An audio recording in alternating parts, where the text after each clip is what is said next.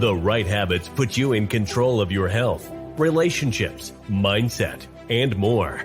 But most people lack the tools to stick with those habits long enough to see results. That is about to change. Welcome to the Unshakable Habits Podcast with your host, habit change specialist and speaker, Stephen Box. Join us each week as experts share their stories, experiences, and insights, and give you the tools to build unshakable habits so you can live life on your terms. It's time to take your habits from unsustainable to unshakable. Hey, everybody. Welcome to the Unshakable Habits Podcast. I am your host, Stephen Box. And today I am joined by a man who believes that success does not have an expiration date. That would be professional speaker and author of the upcoming book, The Second Mouse Gets the Cheese, my friend, Chad Betz. Hey, Stephen. Thanks a lot for having me today.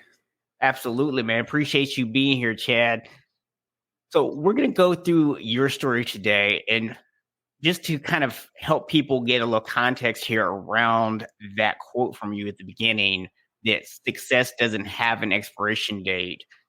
You are really big on helping people to understand that it's never too late in life to get started. And that's really kind of the core idea behind your second book here. And we're going to dive through your story about how you actually got a little bit of a late start in life and why you're so passionate about this topic today. Yeah, when I was younger, I just didn't have a clear vision. So that's one thing I love about your show, the idea of having that vision. I was working really hard. I thought that I had my goals all set and that I was really getting to where I wanted to go. But as I kept going, it felt like I was just on this hamster wheel. I kept running and running and running. I got involved with a lot of volunteer organizations, which are great. I mean, we really need to help people. But we can find ourselves getting attracted to the success of the volunteerism and not really focus on where we want to go. So we can end up wasting time and not achieving our goals. And that's where I ended up. I kept working hard. And then one day I'm just sitting, I'm looking around. It's like, I am not where I want to be. So I really had to focus on what do I need to do to get to where I want to go. I was lucky to find a coach and mentor, Don Wetmore, who was able to really get me on track on how to manage my time and how to really allocate different pieces of my life and make sure that I'm touching on them. Everything from financial, professional, intellectual, spiritual, social, and getting the whole gamut. Because you can't just focus on one thing. That you can't just focus on that one goal. You do have to have that broad vision of where you want to be. And it wasn't until later that I really learned that lesson. So that's where I started coming up with seeing that other people are having that same issue, that they get kind of stuck and they think they're working towards something, but really they're just running around in a circle. So that's where I really started off, Stephen. Yeah, and I appreciate you sharing that, Chad. One thing I do want to kind of backtrack on just a little bit here and make sure our audience gets, in case someone is tuning into the very first time, we like to look at these stories through what we call the Unshakable Framework. And it's a 3-part framework. It starts, as you mentioned, with a vision. Visions are different than goals. And I know you're going to talk a little bit about goal setting today as well. And so I don't want to give people the idea that goals are just altogether bad. But when we're talking about this framework, we want to actually look at your vision. Because, see, goals, they're all about outcomes. And we don't always necessarily have control over the outcome. But visions are about behaviors. They're about the person that we want to be, what we want our life to look like. And as you mentioned, it's not just in one area. It's your entire life. It's all those different buckets that make up our lives that are part of that vision. And that you do have control over, because that's about your behavior. That's about the person you want to be. Now, of course, in order to become that person, we have to go to the second part of the framework, which is we either have to develop new skills or we have to learn to utilize the ones we already have. And then, of course, if you're going to build skills or learn to better utilize ones you already have, that's going to require some kind of action. And that's where this idea of daily actions or repeatable actions comes into play, because that's what's going to help you to develop those skills. Mm-hmm. So as we really dive into Chad's story today, really listen hard for those elements. And we'll try to point them out as we're going through, but really listen hard for where did that vision come from? What skills did Chad have to develop along the way? And then what were the actions he took to develop those skills? And one thing to note is this is not a one-time process. So you may see this process play out over and over through Chad's story. So it's not just a one-off thing. Yeah. And the idea of goals, I think of it as kind of like milestones along the way. So you have your full vision. And I really never understood the concept of milestones until I was on a hike. Now, my family and I would go on state park hikes. Now, state park hikes typically is a loop. You start around, you go to loop, and you're back at the parking lot. Yeah, it's all done. When you do a national park, you have trails, and you need to make sure that you know where you're going. Well, we went, and we got lost. And I'll tell you, when you have two little kids and you're lost in a national park, it's scary. It wasn't until I saw a real life milestone. So it's a stone and it had a little sign on it saying you go that way for 4 miles and you're back. And I'll tell you the relief in my heart when I saw that milestone. It's like, oh, thank God. I know where I'm going. That's where your goals come in. So you have this vision of where you want to go. And your goal is kind of that post in the path. Now, the reason why the vision is important and the goal could be variable, let's say I took a different trail by accident. I'm still lost in the woods. I found that milestone and it pointed me in the right direction. So goals are written on paper, not carved in stone. So you have this overarching idea of where you want to go. And you set these little milestones along the way. So you know that you've gotten somewhere and you get a little satisfaction, especially if you have this huge goal that's going to take you years to accomplish. It can be discouraging. You can feel lost. And those little milestones along the way can help keep you on track. Yeah, I love that analogy because it works well. And not just from the standpoint of it tells you a direction, right? Because this is something that a lot of people get caught up on. They set a big, huge goal. The first mistake they'll make is they don't focus on the small, repeatable stuff, right? Which makes it easier to stick with. And that's a big part of what we're talking about. But it's also about having something that says, okay, not necessarily a time frame of when you should get there, but this is a sign that you're at least on the right path. You're going the right direction. And sometimes the sign doesn't say you're on the right path. Sometimes the sign says you're on the wrong path. Right. But that information is also helpful. Yeah, that's right. That's right. So take us back. You mentioned, you were kind of in this situation. You're doing the volunteer organizations and you're caught up in that. And then you kind of started to realize, okay, maybe this isn't the right way. So what was your milestone with the volunteer organizations that helped you say, whoa, I'm on the wrong path? The thing that I found is that we have so many influencers in our life. Even 30 years later, our parents can have a huge influence on our life. There's a story that I was talking to a job coach, and this really struck me. It was someone who he was talking to who's very successful, owned a huge accounting practice, and he was miserable. The reason he was miserable is because he hated accounting. Now, why did he go into accounting? Because 30 years before, his parents said, if you get a degree in accounting, you will always have a job. And that was true, but it wasn't his goal, and he didn't like it. So that really showed me that, I need to start reflecting on myself. Who is influencing me? Am I following my goals?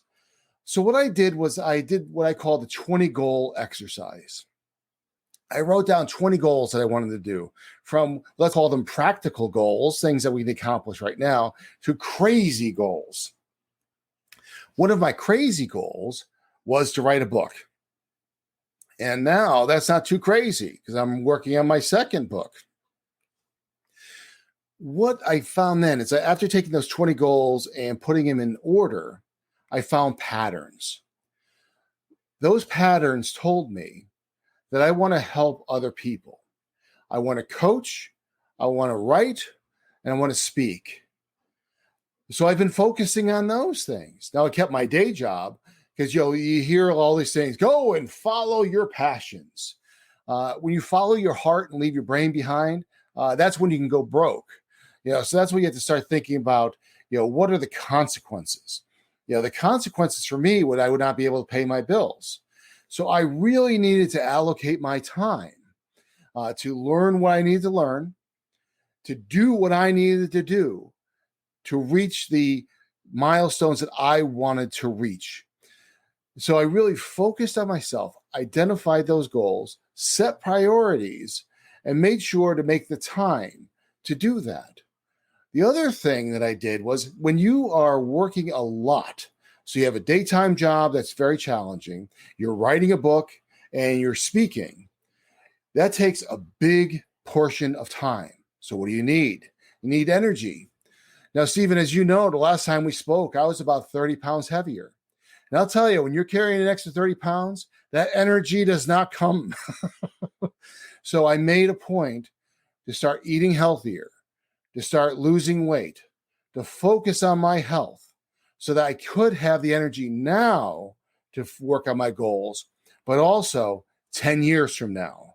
Because I'm in my 50s now. And if I was 60 pounds overweight in my 60s, that would make it extremely hard for me to achieve my goals. So that's why I really focused on my health, as well as building the skills I needed and making the time to do what I needed to do to achieve my goals.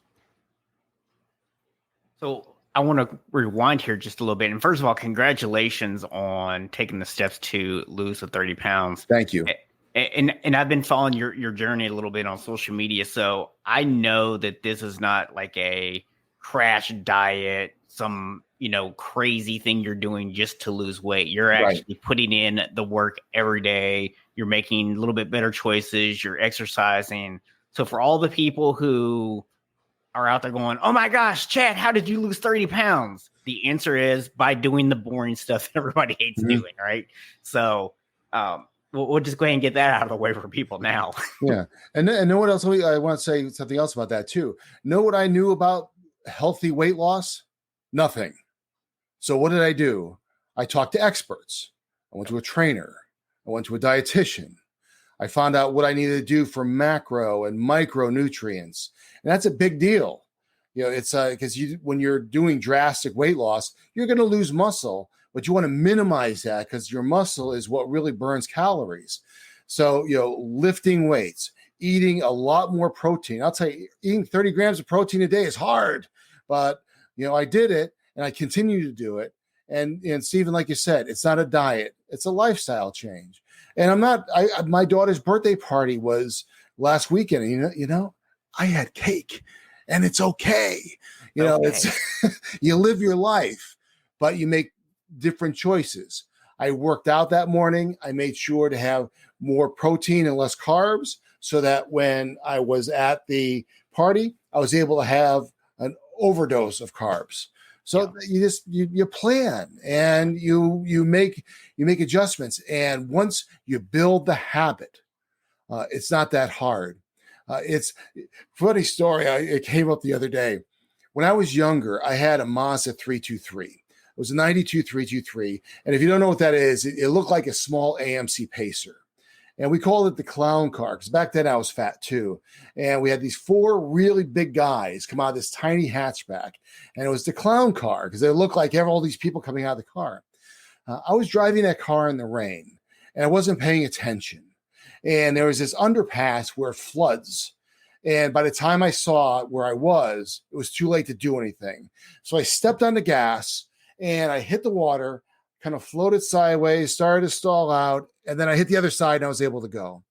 Now, there's 2 lessons there. First lesson, obviously, don't drive like an idiot. But beside that, the momentum carried me through the water. And with the diet, with writing the book, the habit creates some momentum that carries you through the rough spots. The habit of writing every day, sitting in front of the computer for at least 15 minutes, whether something came or not, carried me through the rough spots. Having the habit of diet and exercise when, I'm sorry, no one's motivated at 5 o'clock in the morning to go to the gym. It's dark out, it's raining, it's awful, but the habit carries you through. You build that momentum so that when you do lose motivation, you keep going. And that's very, very important. Yeah. I mean, I'm a big proponent of that. My, phrase for unshakable habits is that I help people go from unsustainable to unshakable without relying on willpower. Mm-hmm. And that's because willpower is by and large a myth. If you are counting largely on willpower to get you through, it is going to fail you sooner rather than later. You really have to depend on those habits that you're building up. But habits don't just happen overnight. They take practice. You have to actually build the skills up. Even going back to your example here of the car, a lot of times we would look at it and go, well, what got me through was punching the gas, and that gave me the momentum I needed. But guess what? If you hadn't had your gas tank full enough to be able to get the power out of the car to get that momentum, it wouldn't have mattered. If you didn't have all these things, if maybe all 4 of you had been in the car, maybe there would have been too much weight to get through, right? That's right. That's right. Funk. Right. So it's important that we understand that, yes, there might be that moment that we look at and go, that's what got me over the hump. But there's a lot of things that go into that moment. And so I think that's really a huge part of it.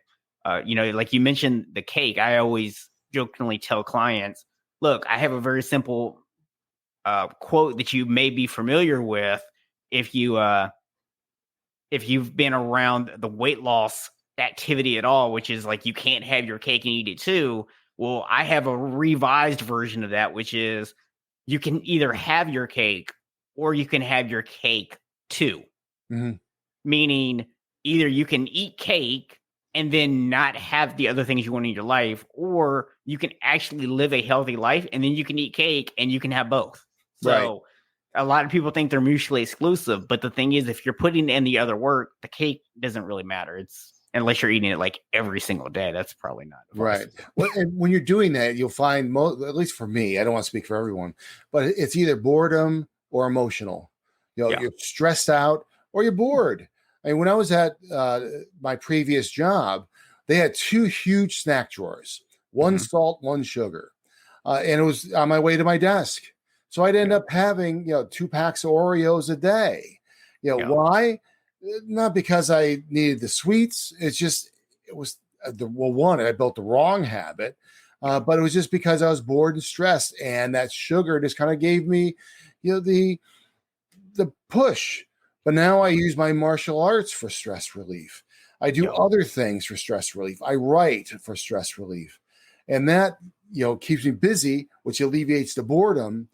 And I find I don't need it. And it's funny. I had an Oreo cookie, a few weeks ago. It just wasn't the same. It doesn't even taste good.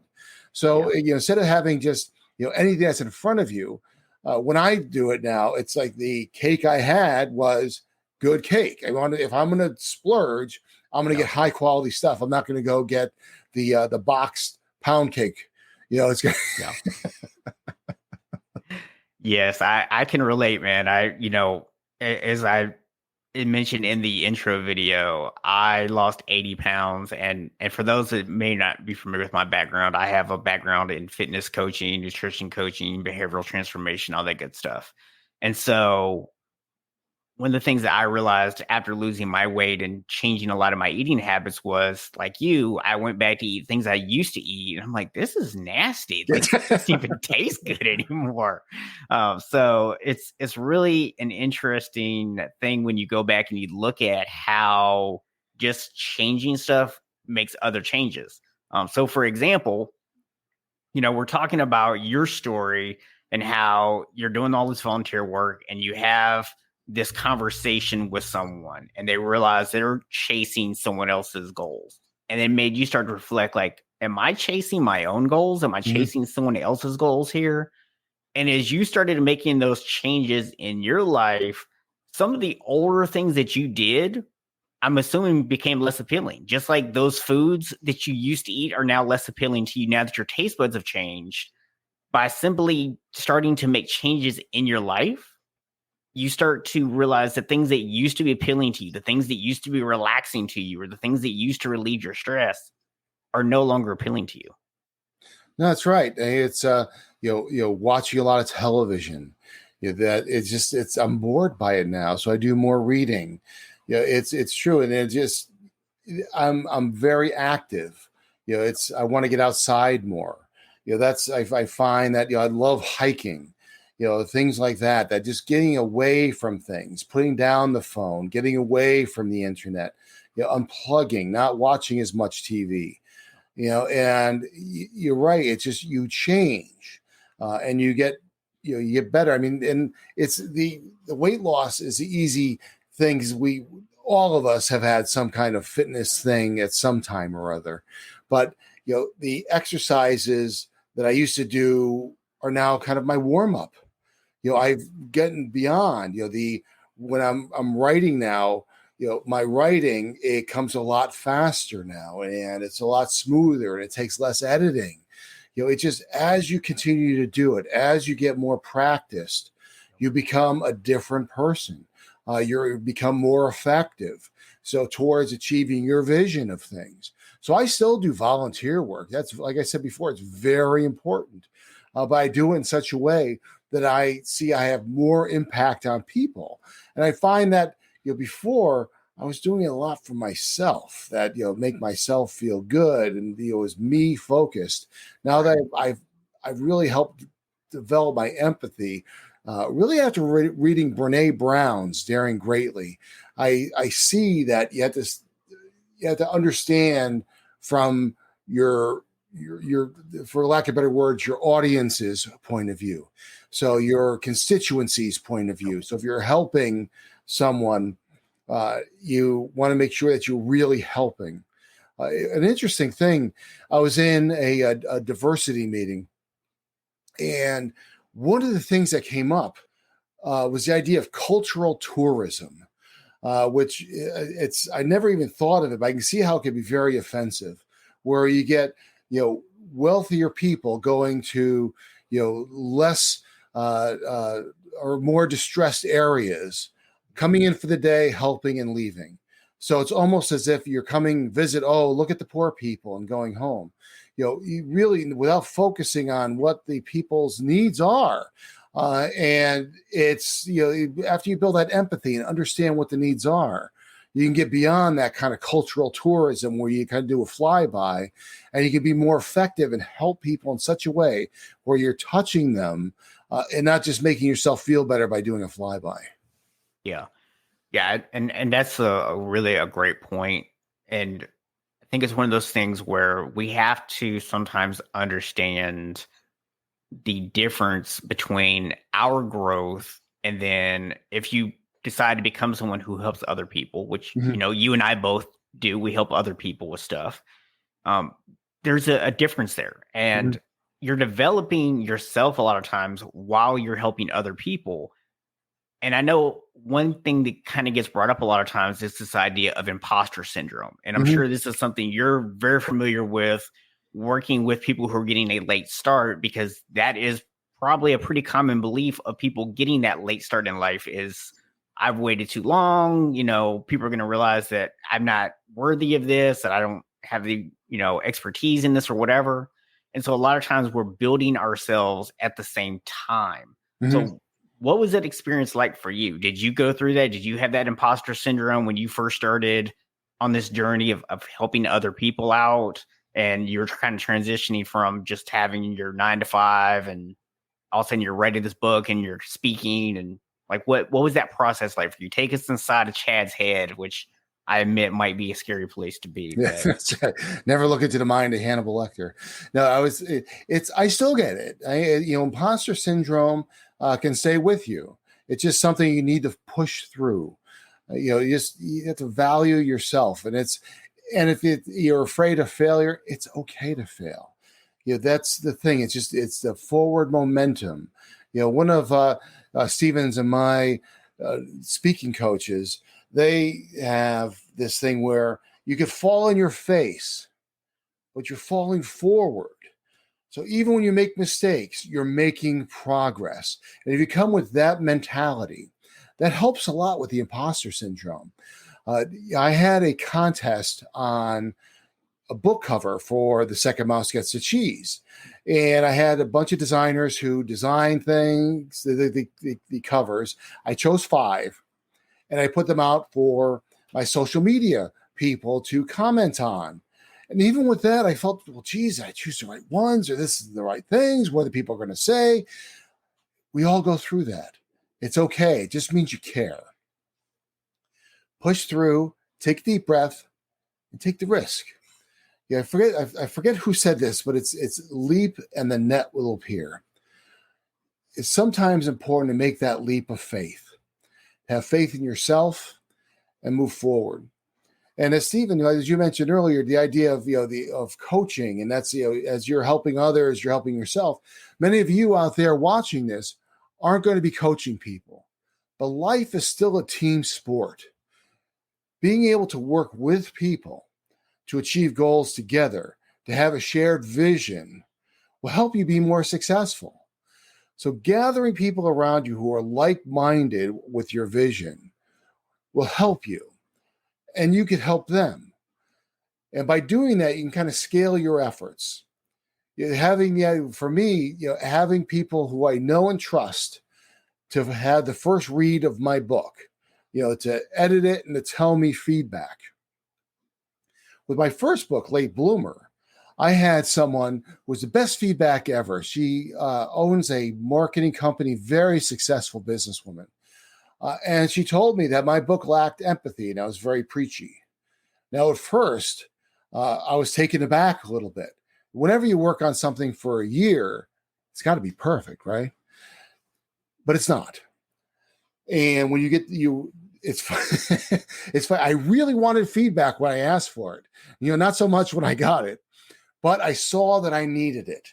And it was because of Carolyn's feedback and she was the one who actually recommended I read Brene Brown's Daring Greatly.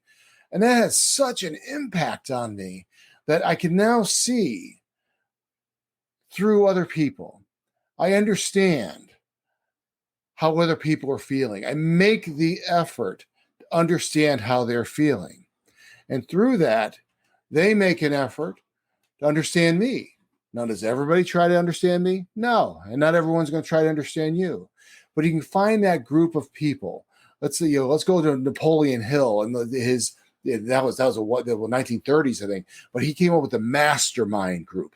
That group of people you got around you who really help you achieve your goals while you're helping them achieve their goals because you have that shared vision.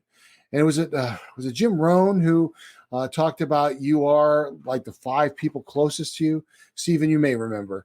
But that's true too, that the people you surround yourself with will really help you grow. You can't fly with the eagles when you're surrounded by turkeys. So that's really important to have that strong team. And we discussed that in The Second Mouse as well. yeah, I think that was Jim Rome. And I actually always like to add to that one and tell people, not only are you the, some of the 5 people who you are around the most, you are in someone's 5. Mm-hmm.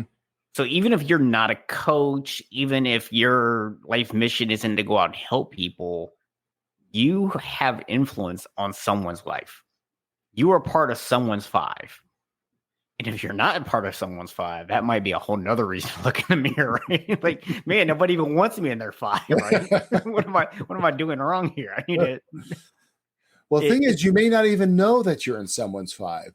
Reflecting back on the volunteer work, I became the president of a state organization in the nonprofit world. And 20 years later, someone came up to me and said, you had such an impact on my life. And it nearly brought a tear to my eye because I really didn't know.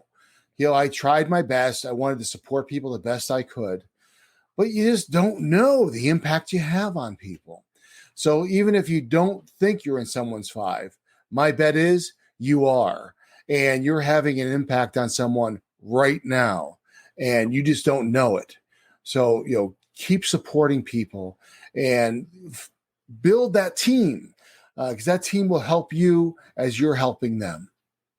Yeah, and the really great thing about that is whether you realize that you're in someone's five or not, because I was joking about not being in someone's five. I guarantee you, everyone is in someone's five. You might not realize it, but you are.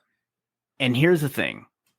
You get to choose every single day what influence it is that you want to have. That doesn't mean that you have to be this great teacher. You don't have to be like the inspirational leader in everyone's life. You don't have to be the person who always goes and picks everybody up or whatever, right? It's your vision. It's what you want to bring to the table. How do you want to influence other people? And then look at your interactions with people. Is that what you're doing? Are you actually bringing that to the table? Right. That's really kind of where that comes down to. So, Chad, I want to jump back to your story here a little bit, though, because, I want people to kind of start to get this idea of, okay, I'm middle-aged, whatever that means to someone, right? Because that's a pretty big range. But let's just say someone is a little bit further on in life. They feel like it's a little bit too late for them. I want to kind of dive into your personal experience and start to give them an idea of what this process actually looked like. So far, you've told us you were doing the volunteer work. You kind of had some of these conversations. You talked with the guy who realized that he wasn't living out his goals, right? You had other conversations like after you wrote the book about it not having enough empathy in it. And this is actually reminds me of a previous guest that I had on the show, Dr. Ian Brooks. He wrote a book, and the very first copy of it, he went to go do an audiobook for it. And as he's sitting there doing the audiobook, he realized that basically none of his personality ended up in the book. All his clinical side ended up in the book. And that's probably very similar to what you have with being very preachy, and it didn't come across as you're caring, your empathy of other people, your desire to help people didn't come through. And so I know just from the conversation with him, there was skills you had to develop to make sure that didn't happen with future books, or that didn't happen when you were doing your speaking. So kind of take us back to those beginning days. What was that vision that you started to cast? So like, we're now at the point where you've realized that maybe some changes needed to happen in life. What was your vision that started to form in front of you at that point? Yeah, I really felt like a car stuck on the side of the road. Have you ever had a dead battery or a flat tire, or maybe you slid off the road into a ditch? It's pouring rain. It's nighttime. And you can do a couple things. One, you can get out and get that little jack out of the back of your car and start changing that tire, or you can start pushing your car out of the ditch. But what you'll find is without other people, that it's very difficult, if not impossible. Now, if you slid your car all the way off the road, you're going to have a lot of trouble getting that car out without a bunch of people pushing it or getting a tow truck to pull you out. The lesson I learned was to really find people who could help you along the way. Now, this comes in a couple ways. I was very lucky to have found some fantastic mentors, people who I could really relate to and had the information and skills I need to help guide me along. So when finding a mentor, it's real important to have somebody you can build that rapport with, because it doesn't matter if they have the skills. If you don't get along with them, it's not going to be an effective relationship. Having a mentor is really about the relationship. So I built relationships with people who really gave me guidance on how to get to where I wanted to go. Because like that car in a ditch in the pouring rain, if you're just staying there looking at your car, things could be impossible. You can look at it, it's like, I can never get out of here. And it's not until that tow truck comes by that you really feel that sense of relief. And you can see that you're moving forward. So I had mentors along the way. I also had coaches. Now I kind of differentiate between mentors and coaches a little differently than others. I say that we pay for coaching, and mentors is really a relationship.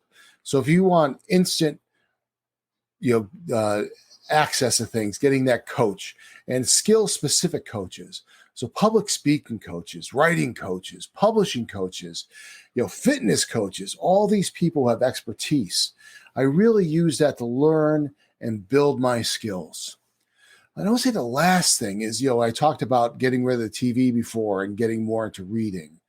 Reading, even if it's fiction, can really set you apart. You could see that things are not impossible. Now, if you ever walk through deep snow, you know how it can be really hard. I mean, so if you've walked through like 2 feet of snow, you got to lift your foot all the way up and put it all the way down. Lift it all the way up and put it all the way down. And you can see like it's so far of a distance, even to get a couple 100 feet. But if someone's walked that path already, it makes it so much easier. So whether you're reading a book about someone who's done something before, you're talking to someone who's mentoring you, who's done it before, or you talk to a coach who can show you how it's been done before. It takes that sense of impossibility out of it. And that's really how I did it. I saw that it was possible. It's possible to write a book. It's possible to find a job where you're not working for a micromanager.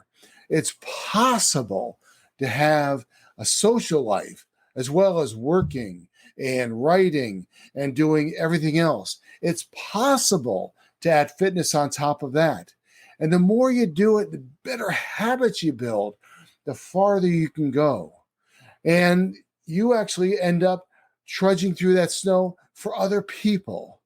And that gives you motivation because you can see the impact you're having not only on yourself, but those around you. And it takes time. Reflecting back on the weight loss, it takes, I forget the certain amount of time before you start seeing changes in yourself. And then about 2 or 3 times that long for other people to see the change. And when other people start seeing the change, that's when you really start getting even more motivated. You don't have to start off motivated. And as you build that habit, you don't have to always be motivated because it's impossible to always be motivated. But you get that third party pushed in the back. You have that mentor or that coach pulling you forward. You get the people you're helping pushing you forward, and you see the path in your vision. And that's how I did it. Talking about, like I mentioned Don Wetmore before, he's been my coach forever. Fred Afrigola has been a fantastic mentor for me. And, building those relationships, getting the skills I needed to, write books, to go and do interviews like this. This is not easy. It takes skills to be able to make sure I'm looking in the camera. It's easier to look down like this, but then I'm looking and people are saying, what are you looking at? Well, I'm looking at my picture on my computer screen. The idea of just looking here, that's a skill. And you can build those skills too. And you can achieve the goals you want. And even if you didn't get it in the beginning, it's okay. And unfortunately, social media and regular media push these ideas on us. The 25 under 25, the 40 under 40. Well, I can't be the 40 under 40 because I'm 52 years old. Does that mean I can't succeed? No, I wrote my book when I was 50. So I could be part of the 50 over 50, I guess. But You can do that too. Identify what your goal is, what your vision is. Set those milestones to get there. That's how I did it. I said, okay, if I'm going to write a book, I need just to write. So I set a schedule. I need to have a first draft. So that was my first milestone, my first goal. I got that first draft. From there, I needed to be a quality draft. No matter what, if you're writing a book, your first draft is going to stink. It's okay. I edited it 7 times before I gave it to other people. And it was the people I trusted. Don't just give it out to people, because you're going to feel hurt when people say your book isn't as good as you think it is. It's just natural. When you've been working on something for a year, you want positive feedback. But you need constructive negative feedback to get to the next step. So being open to that negative feedback, be open to being mentored, open to being coached. Those are all things I needed to do to loosen up, to make sure that I was receptive of the feedback I was getting, that I was asking the right questions, finding the right coaches, finding the right mentors, reading the right books, building my team. No, that's what I did, Stephen. It's how I got there. I went to find the people who had the skills I needed, and then I practiced, and I failed, and I practiced again, and I did okay, and I practiced again, and I did better, and you keep that process going, and the process becomes a habit. The habit becomes a path. The path becomes something where you feel pushed from behind and pulled forward, and you start seeing results. Yeah, you hit on a couple really big things there, and kind of sharing your story and the way you went through that. So your vision really was to start with this book. Mm-hmm. And eventually your vision started to encompass other areas of your life. And we'll just focus right now just on the book part. Mm-hmm. And so I think one mistake a lot of people make is they get so caught up in this idea that I need to develop all the skills. I need to know everything before I start. Right. And as you said, look, reality is your first version of the book is going to be horrible. Mm-hmm. There's even skills you're going to have to develop even before you can write the first version, right? I mean, you have to at least have some basic English skills. If you're going to write a book in English, you're going to have to know some basic grammar. There's little things that you need to understand to even start to sit down and write a book. Otherwise, right, the editing process is going to be a nightmare. Does that mean that you have to have perfect grammar knowledge? No. Does it mean that you have to be able to perfectly convey all of your knowledge and information? No.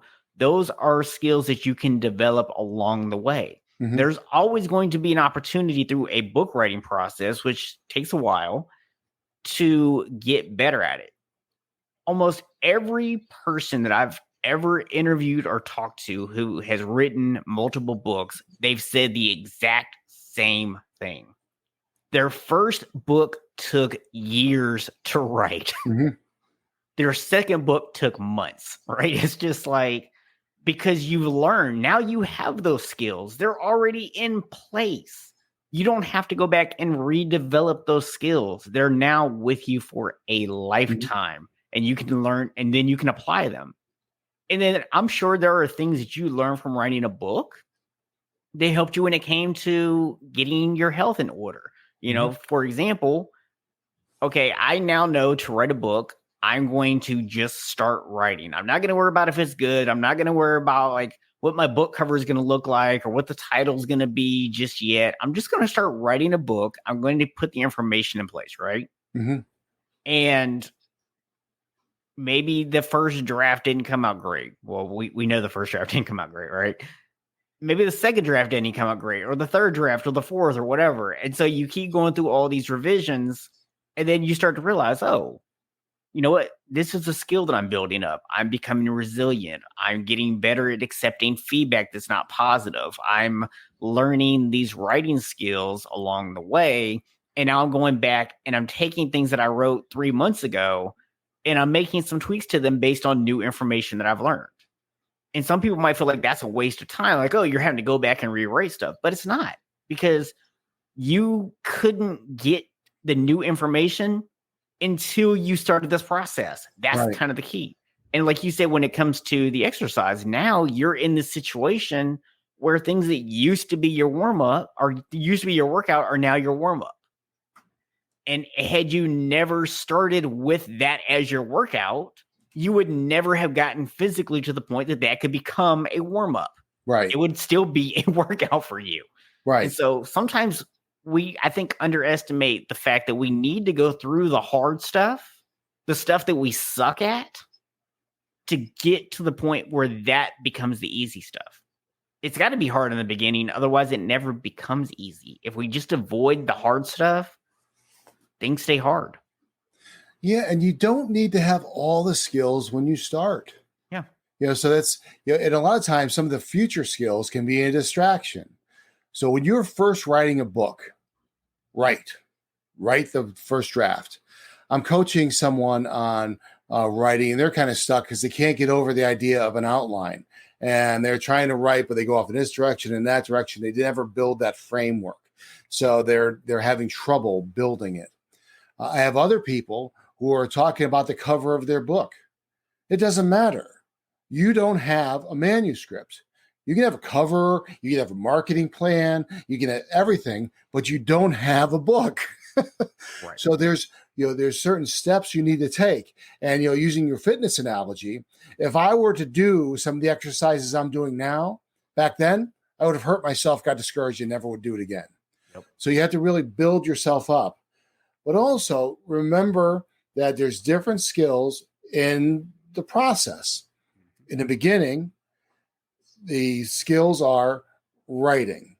And to your point, it doesn't have to be great. Dare to do it poorly until you can do it well. And my grammar was corrected by Grammarly. That's a program online that I pay for. And it was, before I got Grammarly, I had written the manuscript of the book. I had, I went through it and edited it. I had other people go through and edited it. And I said, no, what? Let me buy this program. There were 1,258 errors. 1,200. So and that was after like 4 or 5 people looked at it. So there's always, you don't have to be perfect, as that shows. But also don't get distracted. Don't start talking about your marketing plan before you have your book. Focus on what you're doing today. To get a book, you have a vision of getting a book. In order to get a book, you have to have a few milestones. One, you need to know what you're writing about. You have to have a message. From that message, you have to have a framework. How are you going to go from the beginning to the end in such a way that someone can understand it, is entertained by it, and will absorb that message.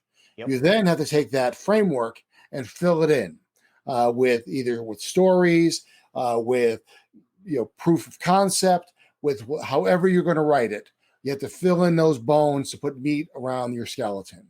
Yep. From there, like I said, it's kind of like me at the beginning of my fitness journey. You have this kind of flabby, skeleton-covered, fleshy thing that you need to really sculpt into a fit form. So this time around, I actually hired an editor to help me out with it. But that's something to do too. You can't edit your own work. So that's where you build your team and have other people help you. So you get someone with the skills to help you. You can outsource these things. You can scale your work using Fiverr, using Upwork. You could do all these things so you can focus on what you're good at and let other people do the other things. Just even little things. My shirt. If I were to have to iron this shirt, it would be a half hour out of my life I would never get back. I'll gladly pay the $2 to to have someone wash and iron it for me so I can spend that half hour talking to you, Stephen. That's, it's, also delegating things in your goals so you can scale your work and get to a point faster. Although I went off topic a little bit, but building those skills as you go. You don't need to know how to market while you're writing. That's something you can learn. And if you goof, it's okay too. I found out that you're supposed to start marketing your book 6 months before you release it. Know when I found out? About 3 weeks after I released it. And I'll tell you, you talk about the imposter syndrome. Oh, when I found that out, I was like, oh my God, that's ruined, all this stuff. But guess what? My book sold. Could I have sold more books if I did it the other way? Probably. Does it matter? No. I have a published book out there. Just because I goofed doesn't take away from the fact that I have a published book. And it's a real book. Look, see? It's got a cover and everything. And it's out there. You get on Amazon. And the second one's coming out. It's okay to make mistakes. Yeah. It doesn't diminish your accomplishments. Yeah. And I love that message that it's okay to make mistakes. Mm-hmm. It doesn't have to be probably a requirement to make mistakes. If you're not making mistakes, you're not trying hard enough. Yeah. And here's something that I think people sometimes maybe get, that they miss. And you pointed this out, this idea of working with a coach or working with a mentor is so important, because the reality is sometimes when we get the vision, we think we have the skills, right? Mm-hmm. And that's because we don't know what we don't know. We don't know what skills we need to develop. So like you mentioned with the weight loss, how you actually asked, different people with different expertise, what some of the skills you need to develop were. Great example. You mentioned a mutual friend of ours, coach / mentor, Darren LaCroix, who was a previous guest on the show, world champion of public speaking. He shares a story about how he was working with a coach who had been to the semifinals of the world championship before. He had this speech that he felt really good about. And his coach goes to him and says, hey, I've taken you as far as I can. I've never been to the world championship. I want to introduce you to someone who's actually won the world championship so they can take you to the next level. So Darren goes and gives Mark Brown his speech, and he's beaming ear to ear. And he says, I remember thinking to myself how Mark's going to be so impressed by my speech. This is going to be the greatest speech he's ever read in his life. And Mark goes, oh, Darren, we've got some work to do. And that's what having mentors and coaches and people who can be honest with you in your life does for you. It helps you to see your blind spots. It helps you to get better at the things that you think you're good at, but you still have room to develop. Because if we left to our own devices, a lot of times we will stop short of reaching our potential because we don't know what we don't know. And that's the thing I love so much about your story, is that you did know some of this stuff. You had an idea where you wanted to go, but you didn't just rely on you. You went out and you hired coaches, you hired experts. And did you hire all the right people at the right time? Obviously not. Otherwise, you would have started marketing that first book sooner, right? That's right. But you learned that lesson. And now your second book, guess what? You're going to market it a lot better than you did the first one, because now you know. And you're like, hey, you know what? I had 6 different people edit my book the first time, and they all clearly missed things because you grammarly found 1,200 plus things that you needed to work on. So what did you do this time? You went out and hired an editor. Now, obviously, you're in a better position financially today than you were when you wrote your first book. So you probably can afford an editor. So that's not to say that people need to go out and hire an editor for their first book. If you don't have the money to do that, don't do it. Right. It's okay to put out an imperfect book. People still bought Chad's book, even with, whatever errors are left in it. Because I'm going to assume you didn't go correct all 1,258 or whatever it was, right? So there's probably still some things in there that if you were to go back and look at now, you would touch up on. There's probably some things philosophy-wise that you've learned and that you would go back and revisit and change now. Right. And guess what? If you wanted to go and do a revised version of your first book, you can do that. That's right. And I probably will next year. That's that's right. Yeah. The published imperfect book is infinitely better than the perfected one that's sitting on a shelf somewhere.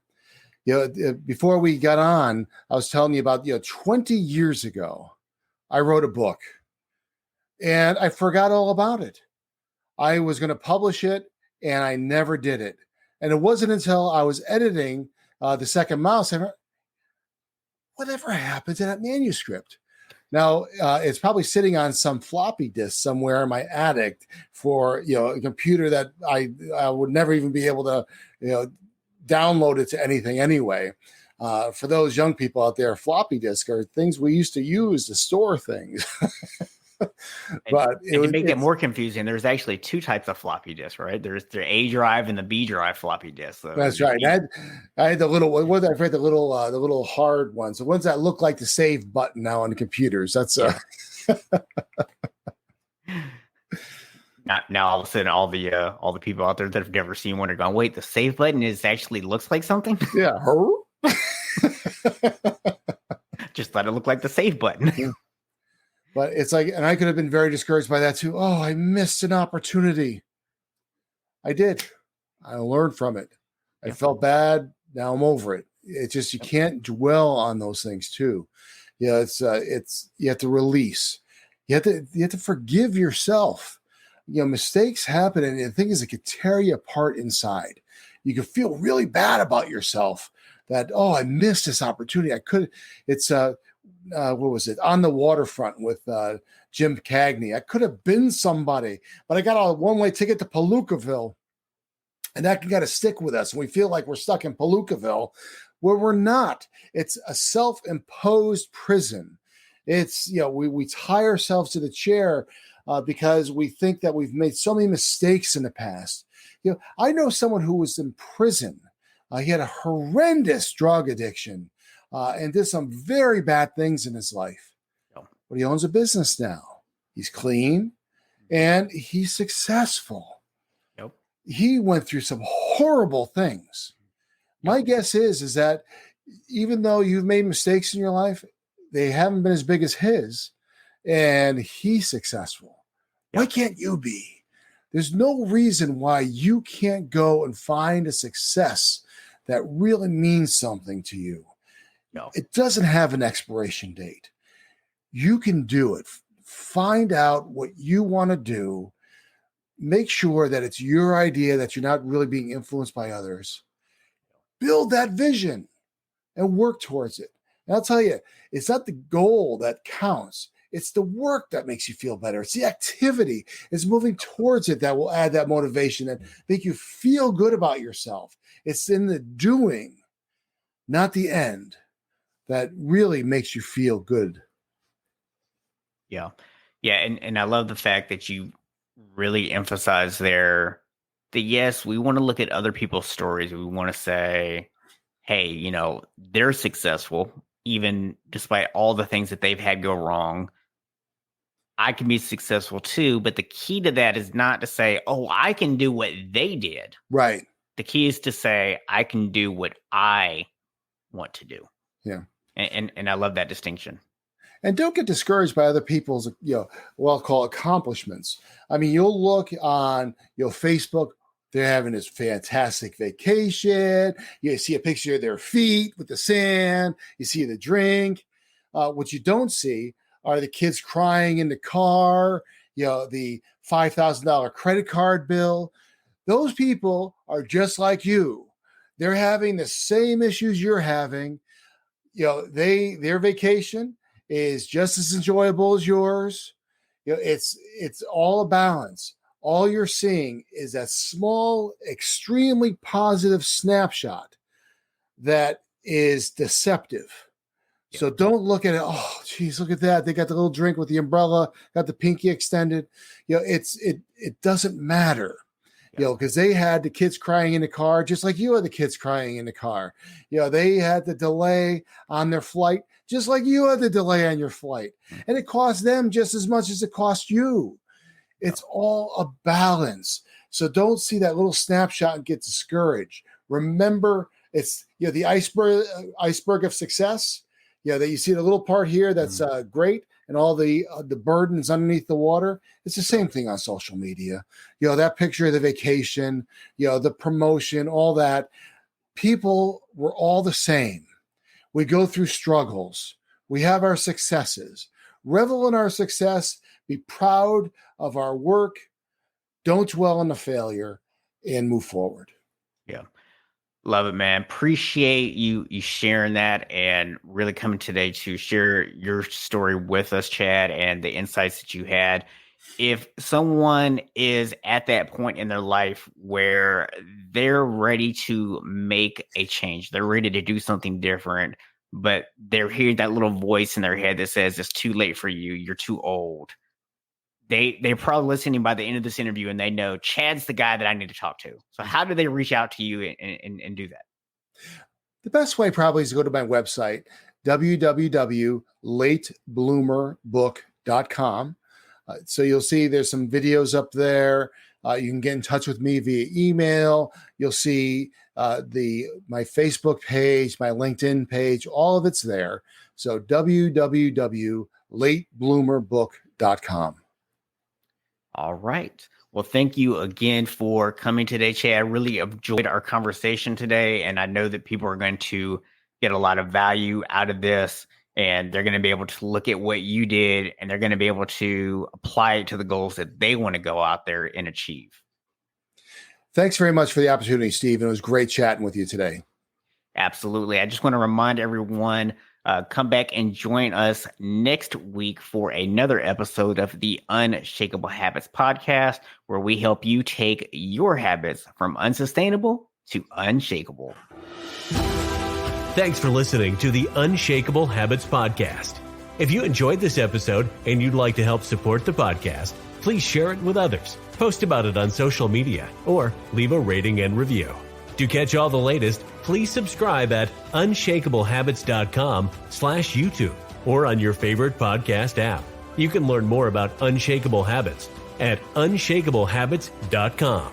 Until next week, be unshakable, my friends.